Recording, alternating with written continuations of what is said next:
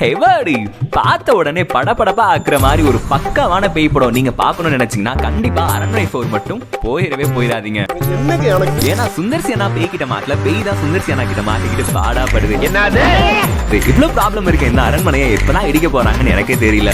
நான் கொஞ்சம் மென்டல். படத்தோட ஸ்டோரியை பத்தி சொல்லணும்னா நீங்க அரண்மனை 1, 2, 3 பார்த்தாதான் புரியும். ஏன்னா அரண்மனை 1, 2, 3 பார்த்துட்டாலே நீங்க 4 பார்க்கவே தேவையில்ல. ஏன்னா அச்சடிச்சா காப்பி மாதிரி ஒரே மாதிரி தான் இருக்கும் இந்த மூவி.